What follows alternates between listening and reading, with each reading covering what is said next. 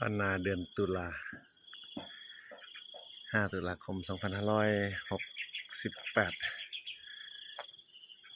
7 นาฬิกาพอดีแล้วเยี่ยมบ้านเยี่ยมหน้ามื้อนี้กับบรรยากาศช่วง7 โมงพอดีในช่วงเช้านี้แนมบ่เห็นภูเขาเลยนี่คือเขาหลังบ้านนี่คือบรรยากาศอยู่กับบ้านอยู่กับนานี่คือพื้นที่ที่เราได้อยู่อาศัยได้คอยมาติดตามในการเปลี่ยนแปลงแต่ละช่วงเวลานี่คือช่วงเวลาแห่งความสุขที่ได้กลับมาสัมผัสบรรยากาศอยู่กับบ้านอยู่กับนาซึ่งเป็นพื้นที่ที่ผูกพันแต่หลายปีมาแล้วที่ได้มาเฮ็ดมาสร้างด้วยน้ำพักน้ำแรง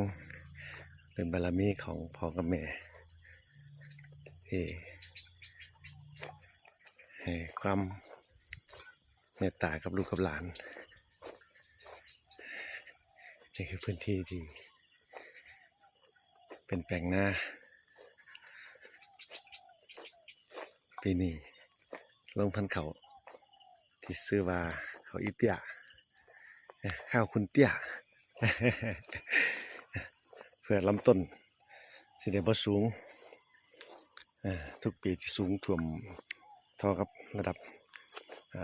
ที่ยังถึงขั้นแท้นะปีนี้ลำต้นข้าวก็ถือว่ามีความแข็งแรงคิดว่าก็คงสิบ่ล่มในช่วงก่อนสิได้เกี่ยวหั่นข้าวเหนียวโอ้สดชื่นขนาดเลยสดชื่นบรรยากาศที่ได้สัมผัสแล้วสดชื่นมากๆชื่นมากๆสุขของเขาอยู่บ้านของเขานอนหมอนครสดชื่นมากๆเลยบันทึกไปเป็นความทรงจำว่ากลับบ้านนาในช่วงต้นเดือนตุลาคมช่วงปลายฝนต้นหนาวมื้อนี้ก็เป็นช่วงเทศกาลออกพรรษาพอดีได้มาสัมผัสบรรยากาศกับบ้านกับนาแดดเริ่มมาแล้วบัดนี้สวยแล้ว